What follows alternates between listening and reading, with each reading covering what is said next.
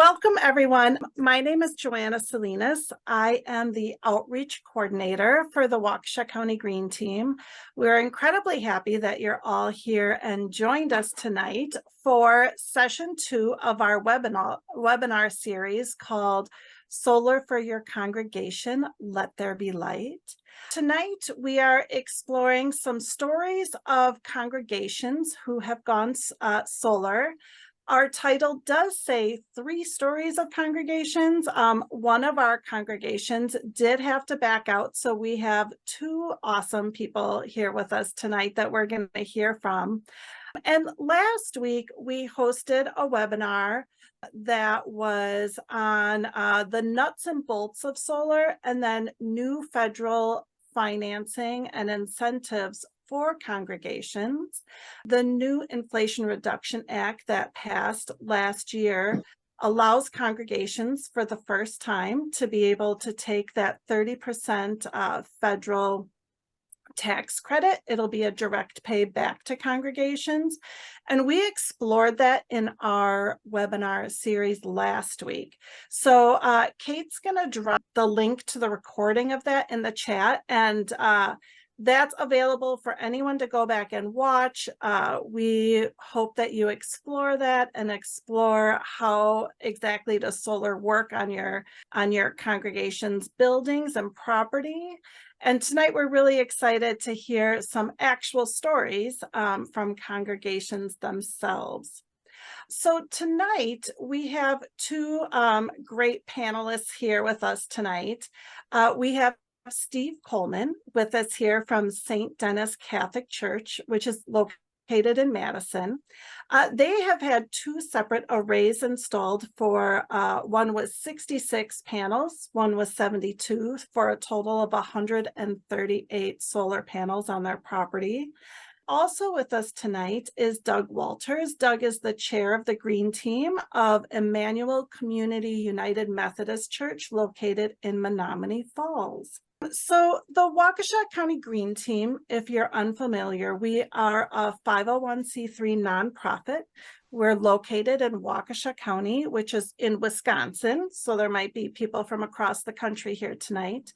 And that is a county that's located directly to the west of Milwaukee County. So we're in southeastern Wisconsin. And the goal of the Waukesha County Green Team is to advance sustainability throughout the county. And we do that by working with municipalities, schools, organizations, residents. And one of our projects is the Waukesha County Creation Care Network. And this is a loose network of congregations throughout Waukesha County. And our goal is to uplift and help support creation care teams that are located in congregations. And sometimes that might be a whole thriving team that is doing amazing work, like Doug and Steve here, and getting solar on their buildings.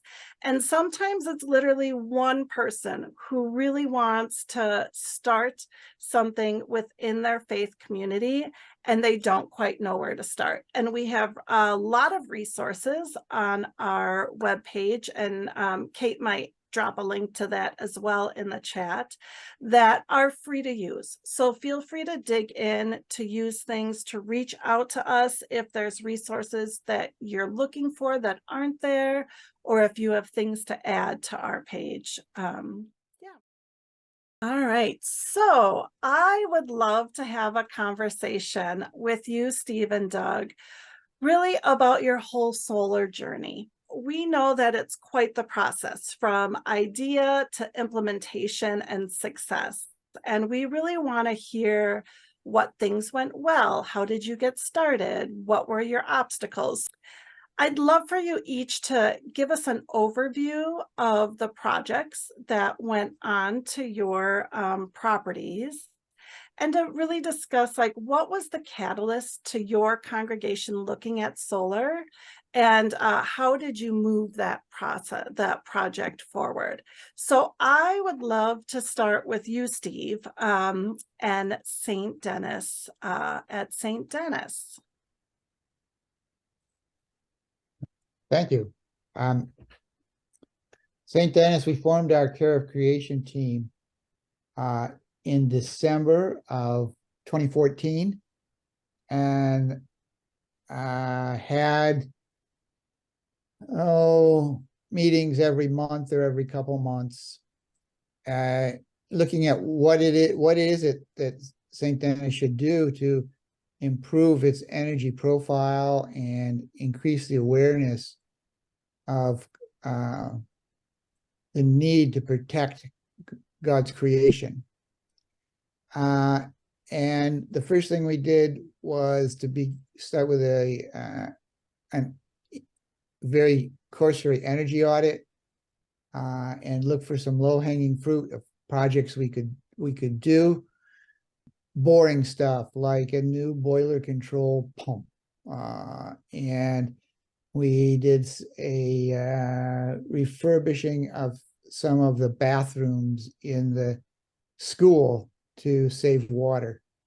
And every time we had a meeting, one of our members, Sue, would say, "When are we going to put solar on?"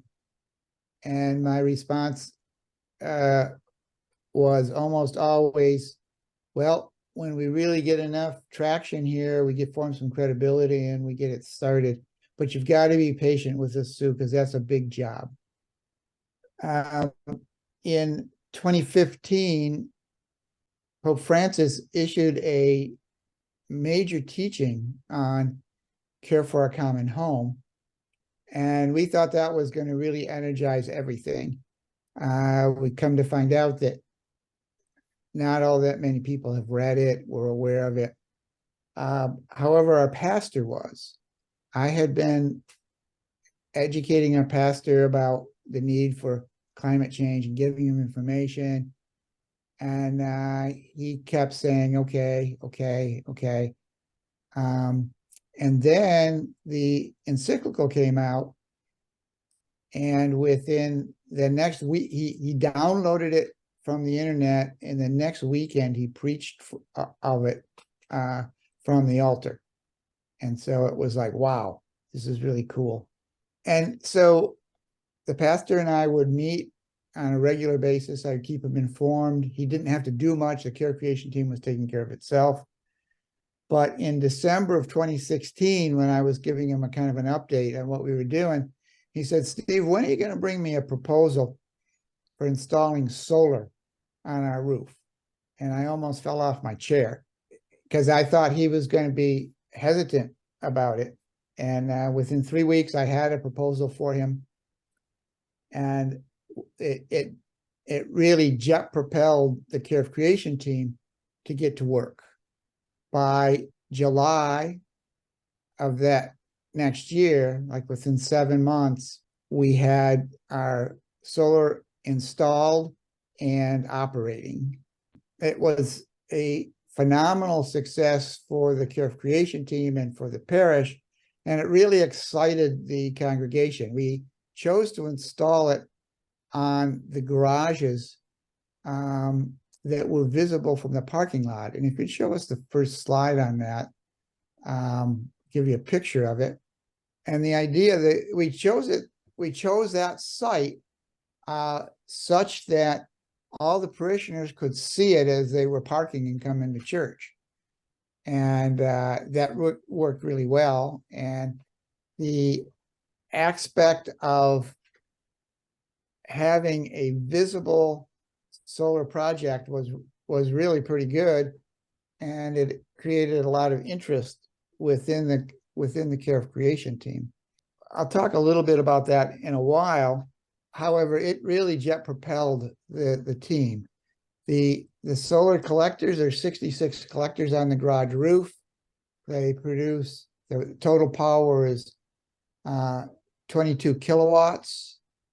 The system cost us $47,000, and we got a grant, and we'll talk a bit more about this in the financing section, but we got a grant for $10,000, which again propelled the acceptance of it to go forward.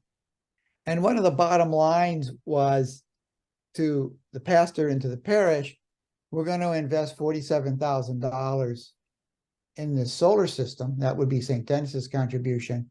And over its 30-year life, it was going to pay back $185,000. That was kind of an eye-popping experience for those who are thinking about, is this a good thing or not? When you're going to get back 4 times as much money as you put in. And it's a situation where if you're putting it on your home, you're not going to sure you're going to be there for that long. If you got this church that's healthy, you're pretty sure that 30 years from now, we're still going to have people coming and we're still going to have an electric bill. So it was a win from that standpoint. Our fundraising effort included putting a collector in on tripod and people to come and talk about solar. And this was particularly helpful because it was at donut time. After church, we have donuts. Little kids would be dragging their parents over to look at the solar collectors. And so that was a fun time to both educate about solar in the time that we were fundraising, ask them if they would be interested in making a contribution to it. 2 years later, we did it again. This was the output that we show again at donut time periodically. And the red bar is the amount of energy that's being used in the church, actually in the school. And the green bars were the amount of solar production. So people could see that we were generating about 20% of the power, 20 to 30% of the power that was needed. Again, a very good conversation, a very good educational opportunity to help the parishioners. The next slide is going to be our phase 2 solar. 2 years later, we decided that we could do it again. The second time around, we got better at getting grants, and we actually got 2 grants for the second phase. And so the second array only cost the parish $33,000. It was not in quite as prime of a sun position, but that was going to generate over $150,000 over its lifetime. If you go back one slide for me, the other thing that happened here is, as you can see, the picture is coming from the diocesan newspaper. The Care of Creation team had some pretty good journalists with them, so we got some pictures, we wrote up some articles, and articles were published. This was a front page to help educate others in the diocese so that other Catholic churches might pick that up. Okay, I think I'm going to pause at this point and give it over to Doug. All right. That was fascinating. Thank you so much, Steve. So Doug, you want to tell us a little bit about your solar project? Yours is pretty recent, isn't it? Yes, we were planning it a year and a half ago. It was completed. It was put online in June 1st of this year. So yes, it is about 5 months that it's been up and running. So it's much newer than what Steve was talking about. I would just mention that our church is in Menominee Falls, which is in Waukesha County towards the northern part of the county. I would call it a medium-sized church. So there's 3 thoughts I'd like to share at the beginning with everyone. If you're on a team, like I am the chair of the green team, which is equivalent to Steve's creation care team, that I think are key to having this be successful. One is you really have to be persistent. I'm going to tell you the journey that it took, and it took a while for this to actually happen. And you kind of have to hang in there because you may not have success early on. You also have to be patient in the process of doing it because certainly changes are going to happen. They're going to happen as you're planning it. They're going to happen as it's being implemented. We are in an environment where technology and finances just change a lot. You have to prepare for that. The third thing I'd say is you have to be open to getting all the help you can get.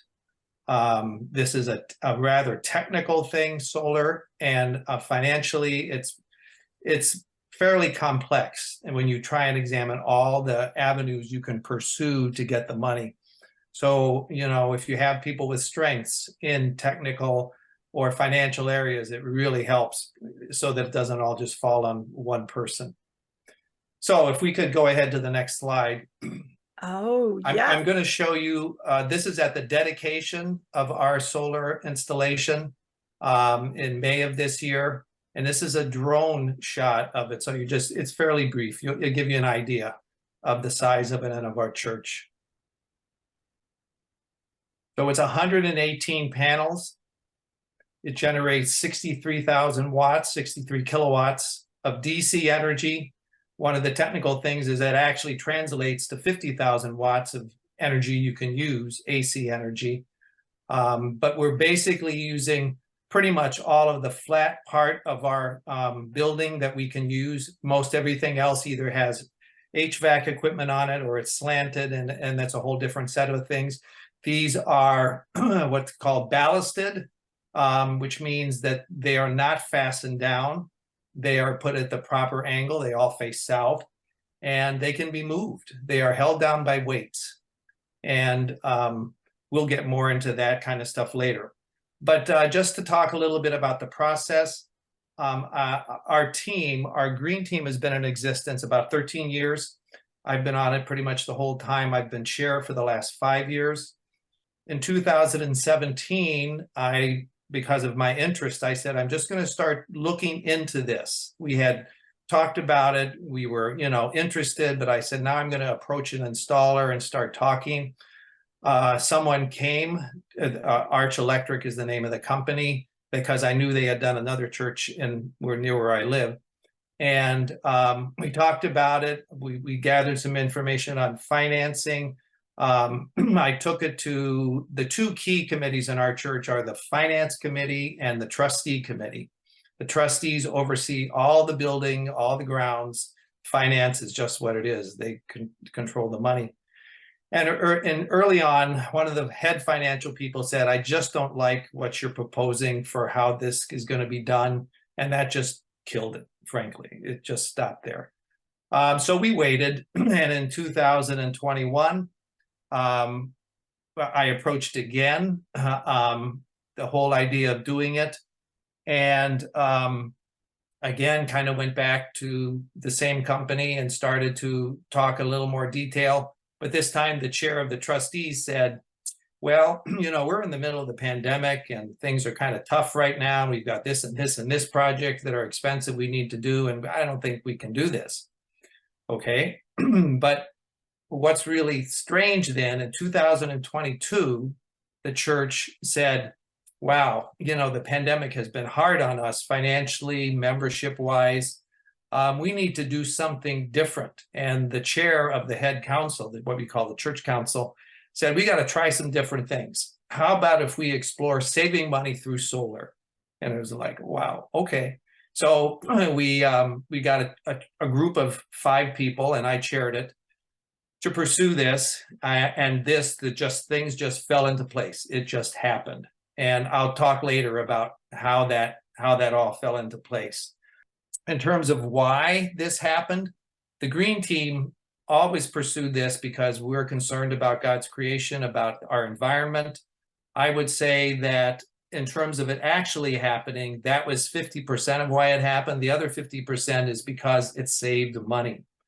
And the church needed to save money. So that was a big part of it. The reasons that I think it actually pulled off when it did in 2022, a big factor was the pandemic. As I mentioned, the church was just really saying, we're hurting. We need to find some new ways of doing things. And it just opened the door that got shut in my face 2 times before. I would say another thing is that some members had gotten solar at their homes and they were very positive about it, and some had some influence in the church, and that made a difference. And then lastly, I'd say a chunk of money came to the church that was not there before, and boom, that made a difference. So a bunch of things I couldn't have planned for before. That's why I say you have to be patient. The task force was 5 people, most of them from our green team, but not all. And we spent 5 months doing research. We worked with a company called Legacy Solar. They're located in Madison. That's a co-op, Legacy Solar Co-op of Wisconsin. They're kind of a clearinghouse for getting information about doing solar. They can help with making connections to agencies, to grant places. They just helped us find our way through the complexity of it. Some of the decisions we had to make early on is how large of a system. For two months, we decided we were going to do a system half the size of what we actually did to save money. But some of the people on the task force said, you know, if we're going to do this, let's do it right. And it's not going to cost us twice as much to make it twice as big. It's going to cost us maybe 50% more, but let's use this opportunity to do it well. And they were right. It wasn't my idea, but they were right. And it was a good idea. Another decision was where to place the solar panels. You see on this picture, they're all on the roof like on our church. We spent a substantial amount of time thinking about putting the panels on the ground. We had a space where they might have gone. It would have been a bit cramped to put as many as we actually ended up putting up. But we didn't do that. One is it's more expensive. You have to build substantial racks. You have to trench a big electrical cord. It would have had to go under our parking lot. And then there's always the concern, we're in a very residential area, and that the possibility of vandalism is there. So Legacy Solar said, well, most of the people who do it on the ground put a fence around it. Well, that fence would have looked really bad on our property. So it just didn't make sense to do the ground mount. We did this. This again shows you, as you saw in the drone, this was what we were showing as I was trying to sell this to our key committees. This is the array, and this is what exactly. On the right side is our what we call celebration hall. It's our kind of multi-purpose auditorium type room. Everything on the left is like education room and some offices. It's all the flat part. And we just, once we decided to go with a large system, this was intended to supply about 60% of our electricity, which there's cutoffs where you can do that, and 60% was a good cutoff for us. So when I would present this to the finance committee or the trustees, this is what I showed them. This is actually, at that time, would be like the 2021 electrical bill. And it was $16,800 a year for our church and its buildings. We estimated, the best estimate we had from Legacy Solar and installer was we could save about $10,000 a year. So that would take our bill down to $6,800. As we said, we were shooting for 60% savings. The other factor, it's very hard to get really, really firm numbers because, you know, if you look at, since we installed this, We Energies is our utility, and they've raised the price of electricity. I think it was 8% in the last year. So these numbers, we're getting more savings than estimated. And so we estimated in 25 years, taking away the cost of the system, we would still make $150,000 more than what we spent on it, which I think fits with what Steve was showing. This is a graph to show when you're making energy, everything in orange is what the panels are producing, and the blue is what your costs are. What you're trying to do is not to have too often where you go above your actual costs, because at least in our case, We Energies does not pay you much. If you pay them back, if you're making excess electricity, they give you like the wholesale rate, which is about a third or a fourth of what you're actually charged for electricity. So it really is best to try and we only have 1 month here where we're going over our costs, and that was a comfortable range for us. So in the end, this was what was proposed, and this turned out to be pretty accurate, that the cost of our system would be $135,000 for 118 panels. If the church just said, okay, we're gonna find a way to pay for this, we could use grants from Focus on Energy, which is a state of Wisconsin program, And Solar for Good, which is a private program, which is administered through a state agency, Renew Wisconsin, we could get $26,000. But there's another option, which we did not know this was going to come through until the last month, until we were almost going to sign the contract. You get a tax sponsor where somebody from the church who has a substantial amount of capital actually buys the system, and church cannot get a tax credit because we don't pay taxes as a church, but the tax sponsor sets up an LLC, a business, and says, this is a business, we're buying this, the church is paying us back, and we can get a tax credit for that. And that's called a tax sponsor. And then it jumped up the amount of savings from $26,000 to $47,000. As it turned out, the actual cost of the system was about $95,000, roughly. Once the numbers aren't all done, but that's pretty darn close. We didn't find any other grants, and those, it was very helpful what we found. Okay, so next. I think this one I'm going to save for later when we talk about financing, because this is a bit of the technical stuff about how you do a tax sponsor, and I'm not going to spend too much time on it because changes in federal policy have made the tax sponsor not essential anymore. So we'll talk about it. But I will say one thing, if you could just go back to that for a second. If you look at the second in orange there, at the time, we were being told that the tax credits that a tax sponsor could get is going to keep diminishing from 26% to 22% to, in 2024, 10%. That's what we were living under at the time. So there was an urgency about, you need to get going. Also, we were told that the funding from some of these other sources runs out towards the end of the year, and that if you wait too long, you may get nothing, or you got to wait till the next year. So there were some pressures of time. So I think that gives you a pretty good idea of how our thing happened, and the kind of the things we had to wrestle through. I would say part of why it was successful is because we were very upfront with the people, like the head of the trustees, the financial people. We told them from the beginning, here's what we're pursuing, here's what we're finding out. And one of the key people, the head of the trustees, flipped from being quite opposed to it to being a big booster of it. I was kind of amazed at how that happened. It was kind of like Steve was talking about. It just, boom, it just happened. So. Excellent. Well, both of you touched on this as you were talking about the obstacles that you faced. And it sounds like, the main obstacles that you faced really were financial and kind of winning people over on that financial piece of it at the beginning.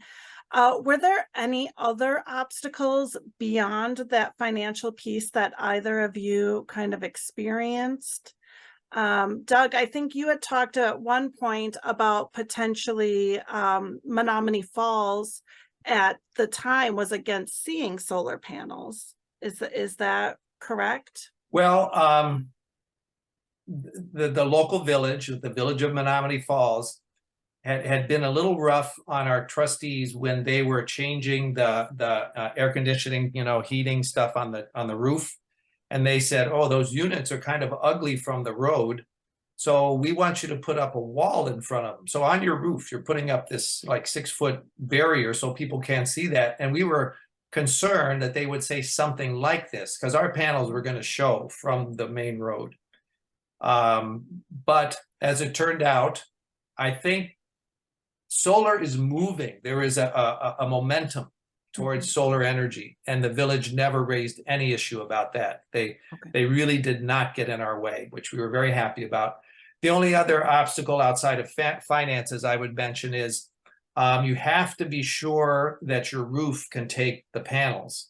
And fortunately, we had some really good technical people we brought in really good engineering people to check the roof and say, yes, this is going to be good for like 20 years minimum. And if you have to, you can actually move those panels and re-roof. It's a bit of work, but you can do it. You don't have to take them off to re-roof.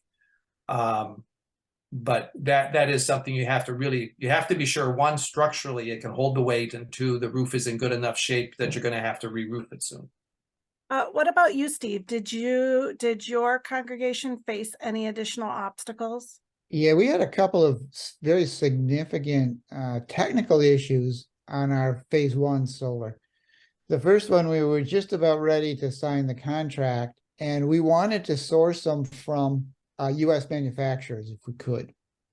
And we had the company all picked out, and we had pricing from them through our installer. And within a month of signing the contract, the company, it wasn't really filed for bankruptcy, but Chapter 11 or something like that. The European company that was its parent was in financial difficulty. Now, the reason that makes a difference to us is the warranty on the collectors is only as good as the financial health of the manufacturer. So we had to look around, find another manufacturer, which we were able to do, but it increased the price by $3,000, which was like 6%, 7% of the project cost. So that was an eye rolling on that. And the second thing is that as we got really closer to the installation, there was some electrical facility shortcoming that we weren't aware of, that we had to make a kind of a change of how we were going to get the power from the collectors on the garage back into the MG&E lines. And that was another cost hit. We had to put an underground cable underneath the parking lot. So that was, if you will, that was an upgrade of the electrical system, but it got knocked onto our price.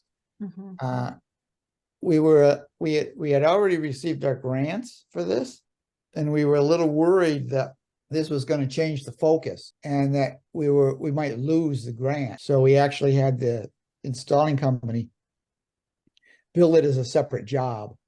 And so the solar contract went through as it was supposed to. The $6,000 addition was a facilities upgrade, and that was done outside of it. In retrospect, everything was fine. We got some really good collectors. We got a really good installation, but there was a lot of stomach acid in between dancing around those things. But we did it within a time frame. We had flexibility and the open-mindedness of the people that were working on it within the church, really get some solutions and put it together. I loved I think Doug, you mentioned it, like persistence really is what, the key part is, because in any construction project, you're going to have obstacles that come up and these unexpected expenses, and really the tenacity and persistence to problem solve all that is necessary in your team. So, yeah. I think what's a little unique about solar is it's changed the financial landscape, the technical. Our panels changed in the middle of doing the order, and it's a changeable area. Yeah, absolutely. All right. Well, next we're going to dig into something that, we talked about. Finances were kind of the biggest obstacle I think most congregations face as they're thinking about solar. So we're going to dig a little bit into the finances now. And I know we've mentioned that financial landscape has changed. If you were not at our first webinar, I would highly suggest that you go back and watch it, because it really has changed with now this direct pay option for the tax credit for houses of worship and all nonprofits, actually. But I think your story is really interesting for both of you, how you accomplished it. It was done in different ways. And Doug, I think your congregation member who formed the LLC for you is still pertinent and relevant, because that may be a path that some congregations need to go through to have that security to finance it. So I think it's still a really good story right now. So I think, Steve, we are going to start with you. I have a slide here from you. Okay, the phase one focus on energy had a competitive grant issue. And we'd never done that before. And the first time around, this was back in 2017, it was a pretty in-depth scrutiny. We didn't really have anybody experienced on how to fill these out. The vendor helped a little bit. We spent a lot of time making sure we got a good application in. And then there was a deadline of when the applications were going to be in. And then there was a waiting period of, I don't know, it was probably 4 weeks before they announced the winners. And I would expect that we were confident that we were going to get it. Now, our confidence may not have been justified, but we had a lot of confidence in that. When we set up the contract with our vendor, we realized that the focus on energy money was not going to come in until after the system was completed, connected to the utility, and signed off. So there was going to be a real cash flow problem with that, because the vendor wanted, and I don't remember the exact terms, but a certain amount down when you sign the contract, a certain amount when you deliver the equipment, and a certain amount when you turned it on. So we negotiated up front that there was going to be a $10,000 grant coming in, which they applauded. But we said, we're not going to give you that final $10,000 until Focus on Energy pays us. And they went along with that. So that was a real plus. The other thing on this system, we found 2 members of our parish that were, I guess, angel financiers. And we got promises from 2 people, 2 families for $10,000 each. So when we went into our general fundraising situation, we had $10,000 from Focus on Energy, and we had these 2 angels that were going to raise that up now to $30,000. So our fundraising difficulty was we could tell the congregation that we had more than half of the money already promised, and that made the fundraising much easier. And we raised the rest of the money from the congregation before the project started. It was a real success story there. So, Steve, your congregation for this first phase did not have to finance any of your project then? That's correct. No financing. Okay. All right. If you pop to the next one, I'll go through that more quickly.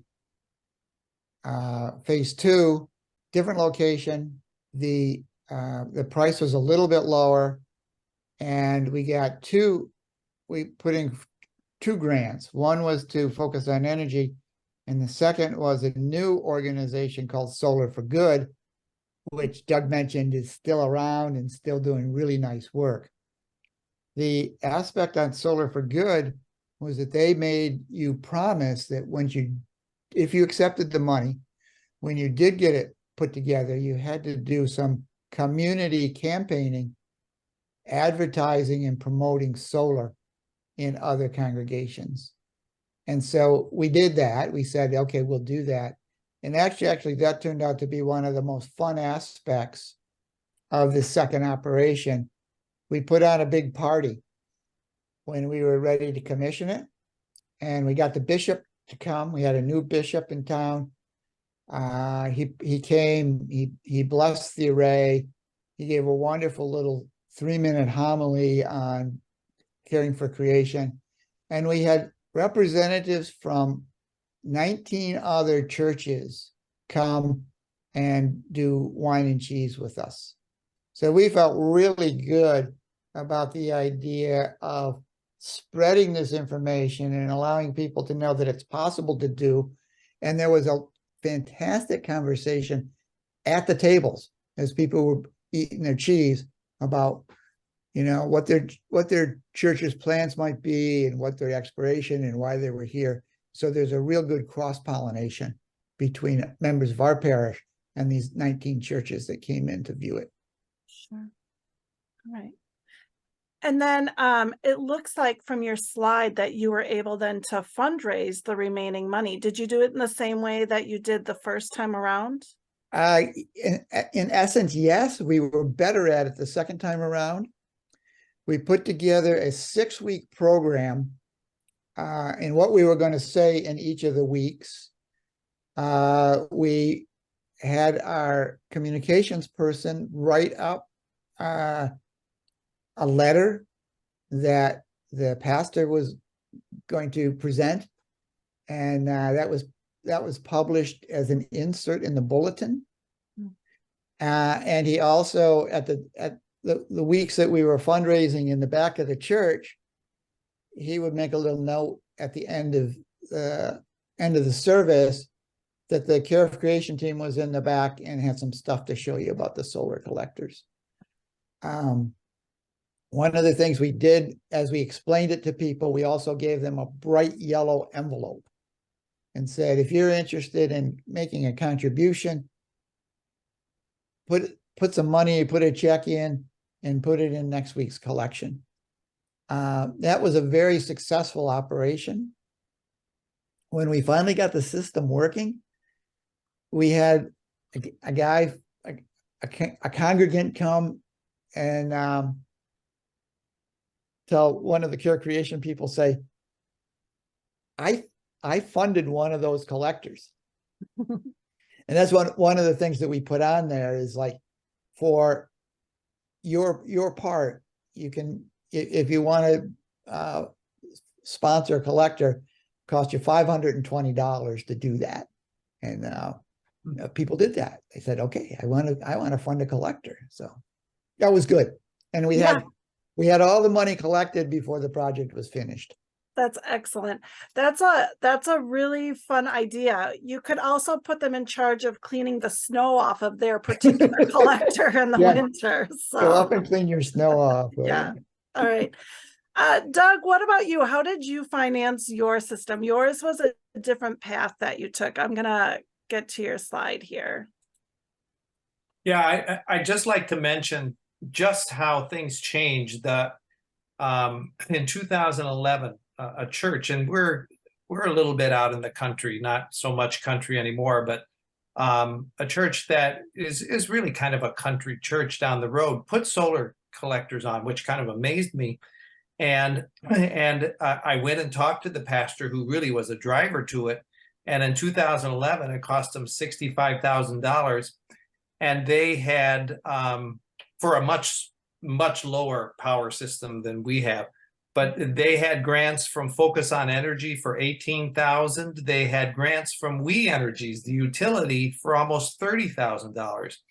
And basically, the We Energies thing disappeared the year after that. Mm-hmm. And this is this thing about, how things can shift. Steve mentioned Solar for Good. Solar for Good funded half of our panels. Of 118, they paid for 59 of them. And, we're talking something in the range of $20,000 if we would have had to pay for that. So it's hard to minimize just checking things out, which is why we worked with Legacy Solar, because it was so complex that we were like, wow, we need some helpers to navigate this. And the bigger installers will help you up to a point. And then if it gets very complicated, they'll kind of say, you got to talk to your accountant or something. Well, Legacy Solar was good for that. But in terms of raising the funds, we did not have to go through what Steve did with a general fundraising campaign, which would have been very difficult. We were still in the pandemic. Our church had suffered some significant financial and membership loss. And we were able to use, what happened was a church actually that I used to be a member of closed and merged with our current church. And the church building sat empty for years. And then eventually it was sold. And part of the money from the sale went to our current church. It turned out to be $60,000.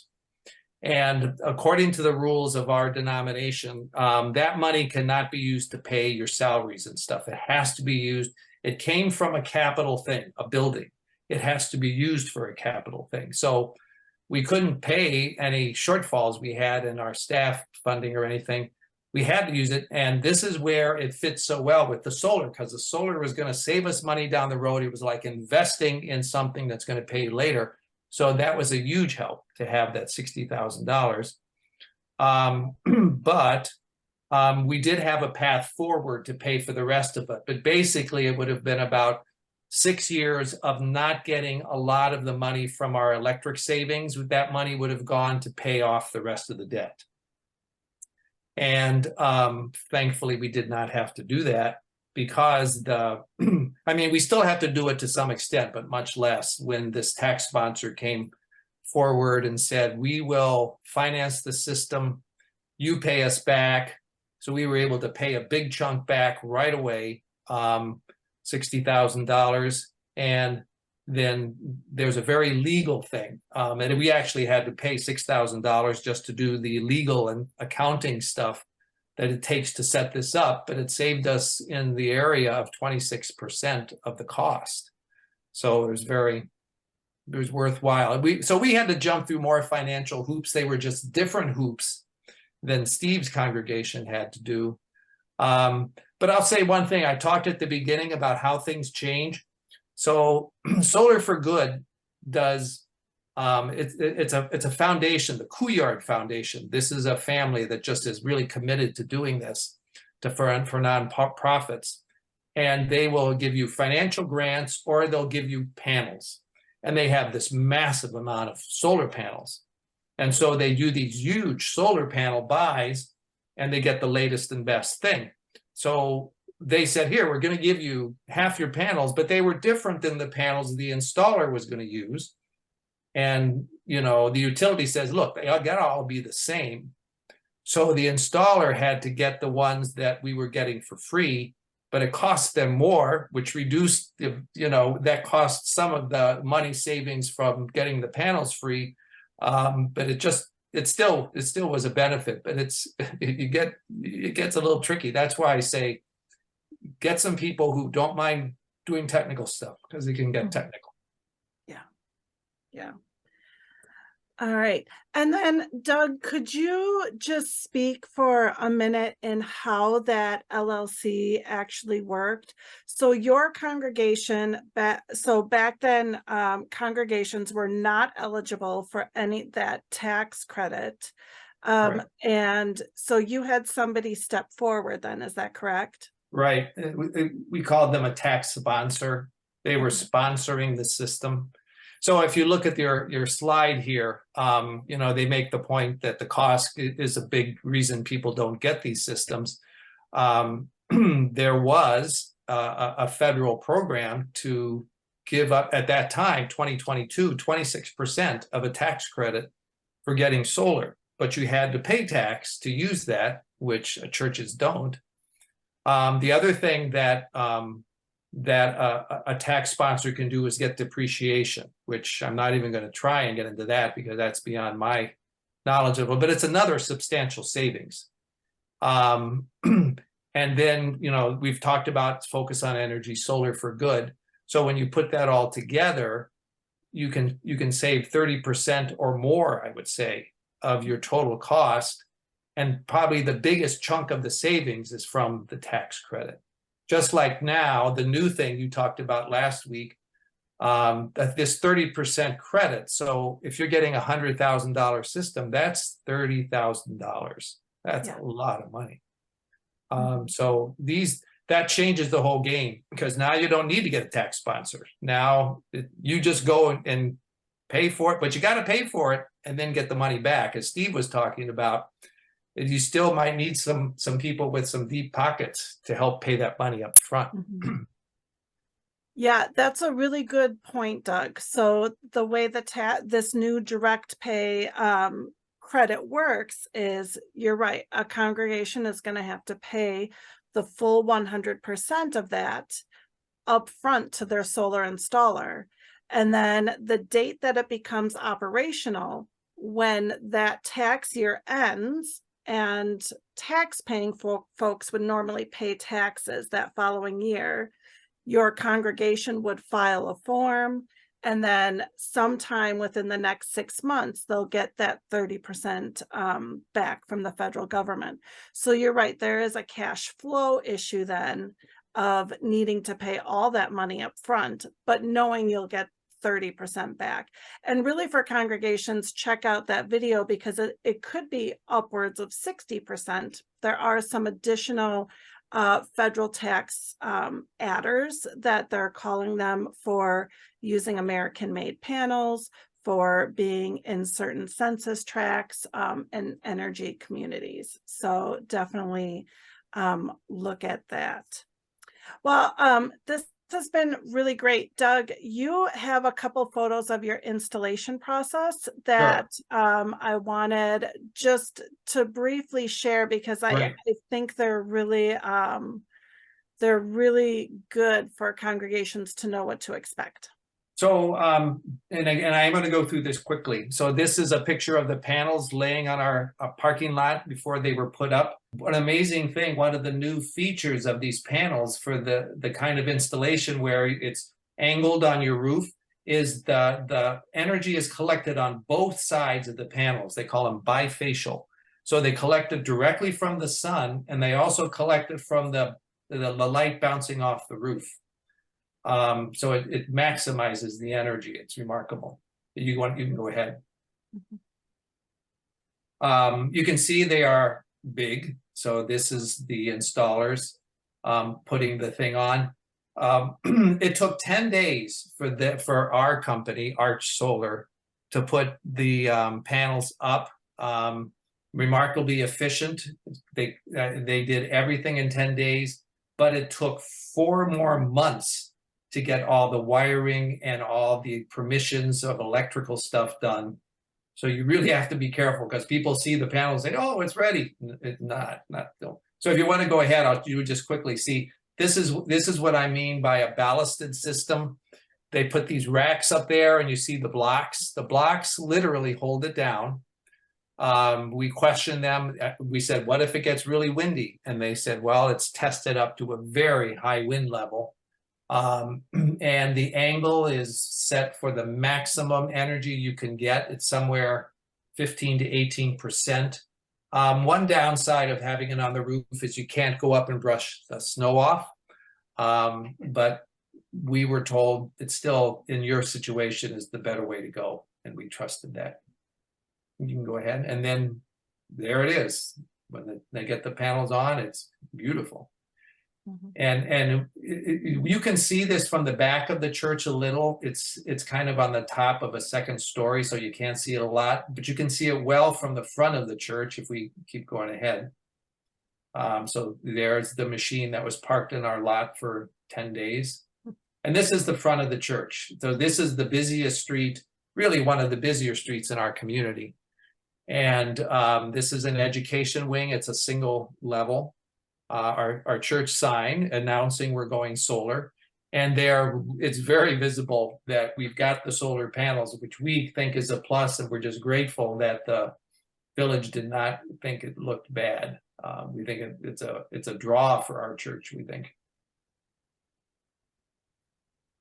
Excellent. Thank you so much, Doug. So I wanted to give you both a chance to talk about the results of your project. So I know definitely there are concrete financial results, but there might be some of those intangible things that have come about from this project that you might also be interested in sharing.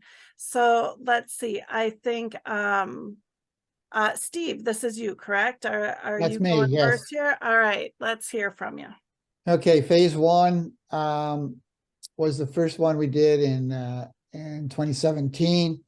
We figured out how much it cost, and we figured out how many kilowatt hours were going to be saved over the next 30 years. And we divided them out, and it said, okay, we're buying our electricity for 6.5 cents per kilowatt hour. And at the time we were doing this, phase one, MG&E was charging us an incremental of 13.8 cents. So we could buy our power for significantly less than 50%. That was the good news. The bad news is you've got to buy 30 years all at once. But the draw that we can get our electricity for 6.5 cents per kilowatt hour, that's a big deal. The projected payback was 10 years. I had to jump through some hoops for the diocese, and they wanted a number called internal rate of return. And it's kind of like if you were buying a bond, what would the interest rate be on that? So the internal rate of return of the project was 8.6%. But it's a 30-year bond. But that's a good number. To have a project that's getting up close to 10% is a very, very good number for internal rate of return. Now we've got 6.5 years of actual results. And I went back and I added up the energy that we've actually got over those 6 years compared to what we projected it would be. And we've got a 91% of what we expected to get, which we actually got. Why isn't it 100%? Why isn't it better? Well, two things. The first one was snow load. When you're doing this for the first time, you have to make a guess as to what percentage of the solar season you're going to lose because of snow. We underestimated that significantly. The second thing was there's some trees over on the border which cast shadows in the very early morning. And we didn't properly take that into account. The third thing is that the arrangement of the collectors to the inverters, we just did a string inverter, and it's kind of like the old Christmas lights. When one goes out, they all go out. So if you have snow, and I think there's 4 strings on this system. If you have snow on one of the panels, it takes the whole string out. On our second system, which we'll see in a minute, we put in a different kind of inverter and a different kind of system. So that wouldn't happen. Whenever any collectors that were open produced power. Okay, a soft benefit from phase 1 to phase 2 was it significantly invigorated our Care for Creation team. There were basically 6 active members when we were doing phase 1, and we recruited 2 technical people to help us from the congregation for a short period. One was an electrician, and the other was kind of a people person. We just had a meeting last Sunday, and this was our regular annual meeting, monthly meeting, and we had 12 people at the meeting. There was a step function of interest in the Care of Creation team because of the solar collectors and because we were doing something real and tangible. Mm-hmm. Phase 2 solar was the prices had come down on the collectors. We put in a different inverter system on the second one. So the cost of the electricity from the second system was going to be 5 cents rather than 6.5 cents. And the break even was 8 years, and the internal rate of return was now 11%, which is a really good number. And I looked at 4 years of history there, and we are collecting actually 99% of the theoretical that we did when we were put together. So we learned something from one to the other, and we're pretty pleased with the way that went. One more quick story. The solar collectors and the Care for Creation team is a draw now for our parish for potential new members. Mm-hmm. People that have come and visited the church and wanted to know what was going on. We've gotten several people that have joined the church because of the visibility of the solar collectors and the activity of the care creation team. So that's a plus that we hadn't anticipated at all, but it's a very welcome activity. Okay, I think that's my 5 minutes. I'm done. All right, excellent. And Doug, I have a slide here that you shared as well. Could you explain to us what this is? Before I do that, I think I just want to piggyback on what Steve just said. I would agree that the solar thing was a plus thing. We really didn't have a lot of negativity within the church to it. It passed remarkably well. And in the process, we worked a little bit at advertising it. So I happened to have a brother who was a longtime reporter, and he said, you know, contact some news outlets, email them because they don't want to take time to talk to you, and just tell them in 4 sentences what you're doing, and you'll probably hear back from somebody. So one of the local main Milwaukee news outlets, the CBS affiliate, called me and said, oh, I got your thing. Can I come out and interview you? And they did, and it was on the news that night. 2 of us were interviewed. We had the local magazine of this area called the Falls Magazine. It did a full page on us. The Waukesha Freeman, which is kind of the biggest local paper in the county, did a story on it. We had several ways that this was it was advertised within the denomination, and it was very positive. And I think I can't say exactly what Steve said, that I know specific people who joined, but I know a number of people who feel very good about it. Okay, in terms of this chart, this is something, we have TV monitors scattered throughout the building, and on 2 of the monitors, these are always on. This is saying exactly how much energy at any given time is being produced by the system. So if you look in the upper left corner, if all of the circle was green, it would be completely producing at its maximum, 63 kilowatts of energy. At this particular point, it looks like it was more like 54 watts, you know, just depends on how bright the sun is and the angle. But you do get this feedback, and it's a little bit hard to see. I just couldn't make the picture exactly clear, but you can see the kilowatts and how much we've made in a month. Now it's in megawatts, 1,000 kilowatts. And then the total since we started June 1st, we've made about 31 megawatts of energy. The graphs at the bottom, I don't understand them completely, but it's basically showing again where how much is being produced, how many kilowatts is being produced at any given time on any given day.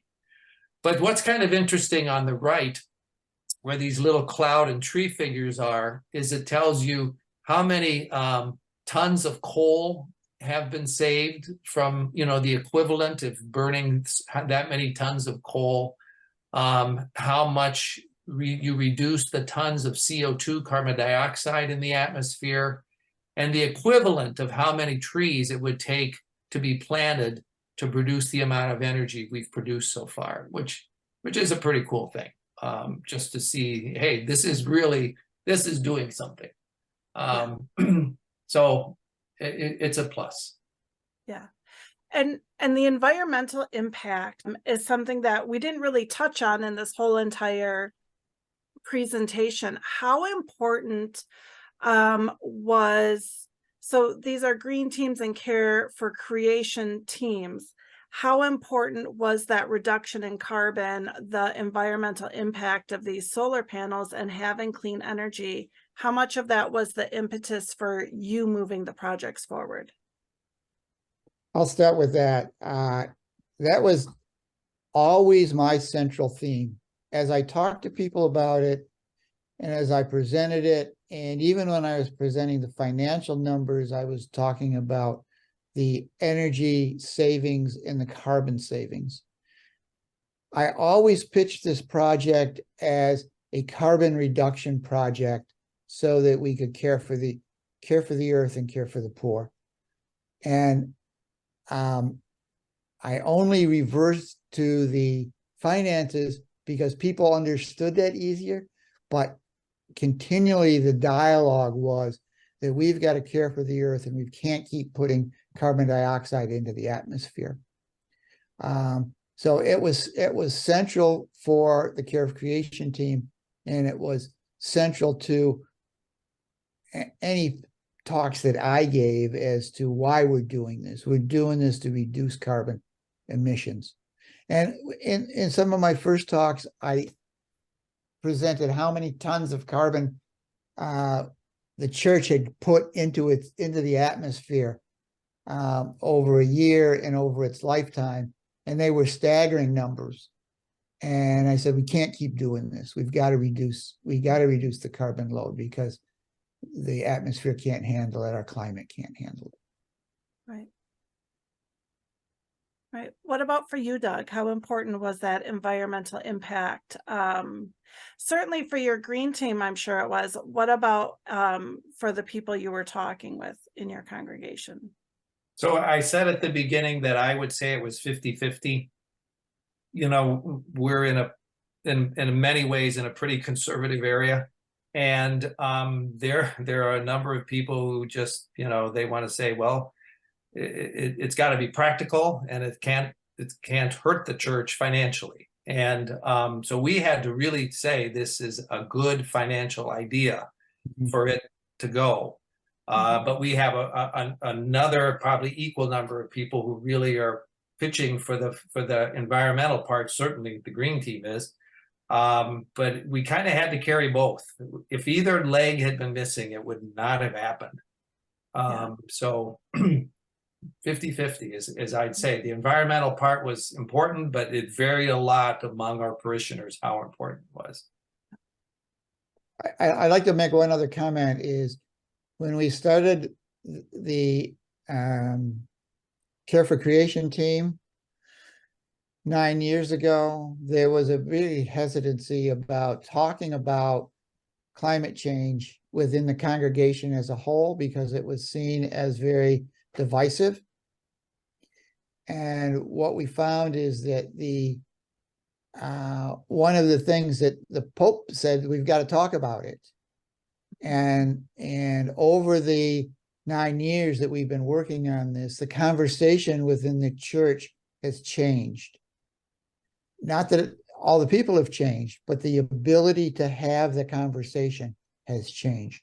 It's no longer the forbidden topic. And we can get the conversation going, and that's a really healthy thing.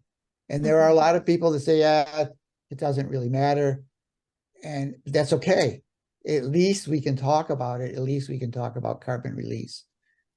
So that, I think we've changed the conversation within the church because of the work that was done, which is perfect. That's what we're supposed to be doing.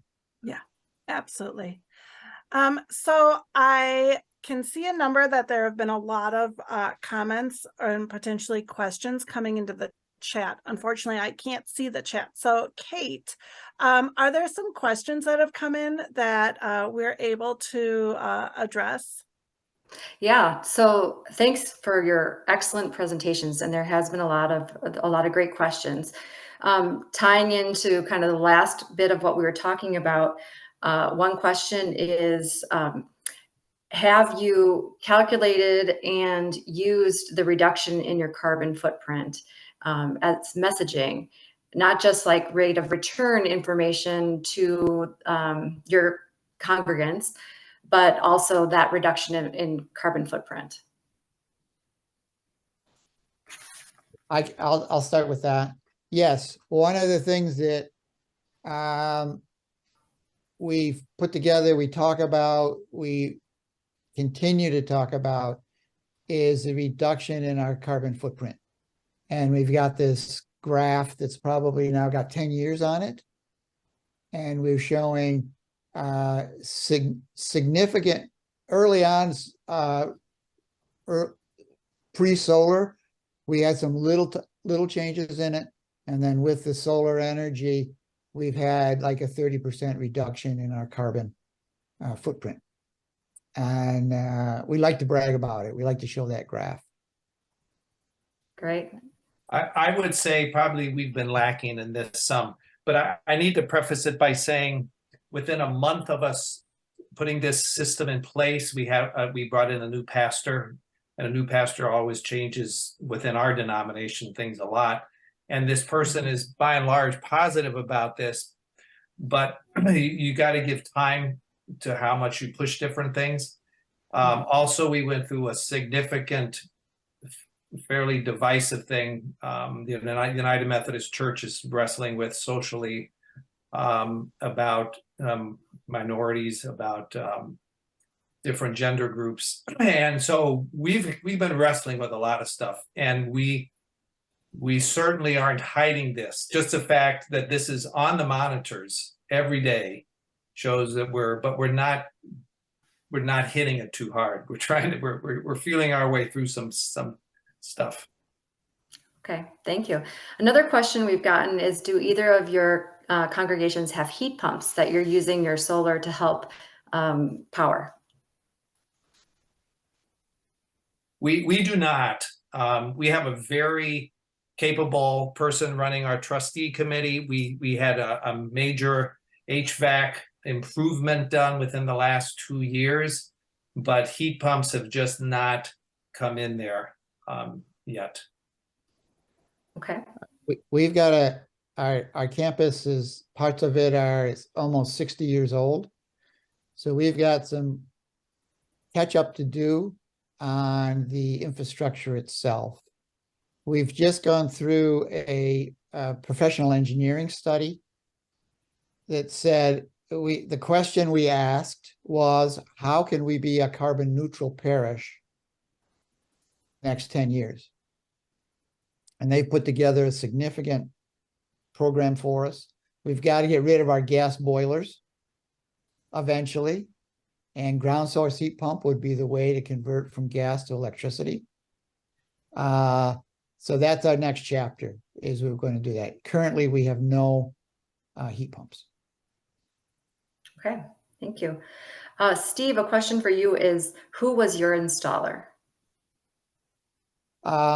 Yeah, the company that we have has changed locations, and I'm going to blank on their name for a moment, but they were originally a smaller company in Madison, and they've been nationally acquired. And they did both of our installations for us. I'm not sure that they would still be into doing something, quote, as small as a church, as 130 collectors.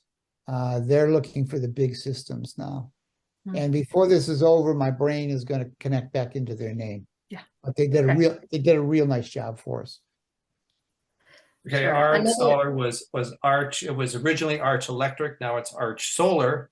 It was an electric company located in Plymouth, Wisconsin, which is a small town that has just exploded because of the solar trade.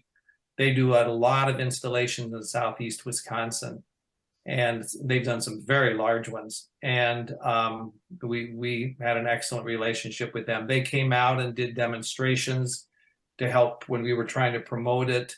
They were at our dedication. They answered questions. They work well with our trustees. So we've been very positive about them. But I can think of at least 2 other installers in the Milwaukee area that are very good also. I mean, this is an exploding thing, and there are some good ones, but you really have to be careful because other people might promise you much more than they can deliver. Yeah, I know Arch Solar installed my panels about 8 years ago, and another participant is commenting they had Arch Solar as well. A question about the ballast system. Do you know, would that be a good option for an older roof that might need reshingling before the lifetime of the panels? Okay, Steve's saying no. You know, Steve has an engineering background, so that's right. One of ours is ballasted, But one of the criteria was you've got to have at least 20 years of life left in it. And I'd say there's two reasons for that. One is that you don't want to be removing and replacing if you don't have to. The second is you really don't want to have leaks in those areas where you put the solar collectors on because of the bad personification within the parish. If you've got something dripping and they know that there's collectors right above that, you're going to get blamed. And you're going to say, well, you know, the roof was 10 years old or only had 10 years of life left. They're not going to hear that. It's the solar that did it.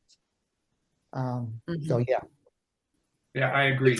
Make sure You know, you get the if roof you done. know people who have had solar put on their homes, it's the same issue. They will say, if roof hasn't been redone within a certain number of years, you got to do that first.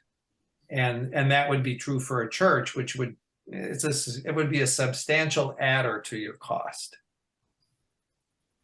Okay. And the way that Doug talked about it is firm up your plans, figure out what size it's going to be.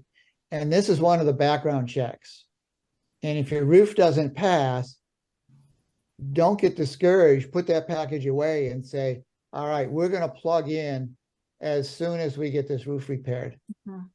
And then you can roll the solar into a capital update. Okay, we got to replace the roof, and we're actually going to do it a year early so we can get to this solar. We're not going to lose much for it.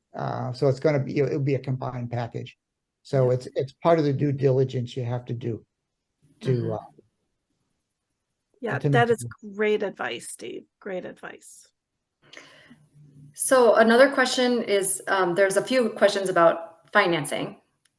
So one is, Steve, did your angels ask for repayment or was it a straight up donation? straight up donation. They were excited. They were excited about solar, and they were excited about being able to give the parish a gift that was going to return to the parish for the next 30 years. They got it. They really understood what we Yeah. were talking about. Great. And then Doug, how it works with your tax sponsor. So they paid the cost of the system, the panels, and then are you paying the tax sponsor back? And at what intervals? So, you know, one thing we learned from Legacy Solar is you can get tax sponsors from outside of, you know, people will do this as an investment. But the real advantages for us was these are people, just like Steve was saying, these are people who are passionate about, one of them is on my green team, and they're very passionate about the environment. So they put the money out. They could really have built into it a certain return, but they said, you know, we will figure out the tax credit and the depreciation. They're pretty sophisticated that way. And we're not going to ask the church for more than that. In other words, we're not going to require a return, which they could legitimately have done because it is a business transaction. So it worked out remarkably well how that happened. You know, that we just was the right people at the right place, you know. And sometimes though, those people are there, but you gotta have to keep putting it up enough till they kind of wake up. I was surprised that after we've been talking about this 4 months, it wasn't till then that they said, oh, we could do this. And we were getting down to the wire and we didn't have a tax sponsor. And then they said, sure, we'll do it. Okay, good. And so we are paying them back. It's actually built into the system that there's a legal required way to do it. You have to pay specifically the panels back, our costs for the panels, and there's so much per year that we have to give them, and we take it right off our savings from the solar electricity. It's 5 or 6 years we have to do that. So after paying, instead of reaping, just to clarify, instead of reaping the savings from having your electricity generated, you're just using that money to pay your tax sponsor back. And after 5 or 6 years, you'll be done and you'll reap all those benefits. Do I understand that correctly? We actually will still save maybe 40% of what we could have gotten of the total. 60% will go to them, 40% will still save for 5 or 6 years. Okay, even better. Yeah. And then I think this is a comment that we just want to know if you agree with this, but that you talked about if you overproduce in any given month, We Energies only pays you wholesale price, and we're thinking that's these days around 4 cents per kilowatt. Is that about right? That's the last I saw, 4.5, something like that. And they charge, I think, Steve, what you were talking about, 13%, 13 cents. But when you give it to them, they only give you 4.5 cents. Yeah, and the 13 cents is an old number. It's probably closer to 16 cents now. Right. Cost per kilowatt. Yeah. Right. So it used to be that these rules changed. It used to be that they would have to give you retail, but then that got kicked out. And that made a huge difference in how big a system you want. For sure. For sure. And at St. Denis, we don't have that problem. There's a thing called a true up. How often do you have to look at the books as to how much you gave them and how much you got from them? In MG&E in Madison, we have monthly true ups. So it's on a month-to-month basis. Our contribution to the electric power is small, so that we never have a month that we overproduce. So all of our money is taken away from the 16 cents. Right. If you will. Right. I found it. I got to the back of my brain as to who the installers were. The first company was H&H Electric, and they had an H&H solar division, which they've gotten out of the solar business. But the principal people in the solar division have gone to Sunvest, and Sunvest is the people that did our second system for us, and they're still in business. They did a wonderful job for us. I don't know if they're interested in, if you will, small jobs, but it would be worth a phone call to find out. Right. And Sunvest is located right here in Pewaukee. Yes. So they're a local company, and they've been in business for many years. Excellent company. Great. I think that covers all of our questions. Thank you so much. Yeah. Great. Well, I want to thank Doug and Steve so much for coming and sharing your stories with us tonight. I want to thank all of you who came and listened to the stories, and those of you listening at home, thank you for joining us as well. For those of you on the Zoom, I will send out the recording in the next few days of this, as well as any resources that we talked about. I will include some links to those. If you have additional questions, please definitely reach out to the Waukesha County Creation Care Network. We will try and get answers for you. If you have very specific questions for Doug or Steve, definitely you could reach out to their congregations, and they will put you in touch with the two of them as well. And with that, I hope you all have a wonderful evening. Thank you. Thank you, Joanna. Thank you. Thank you for Good the night. opportunity. Good night.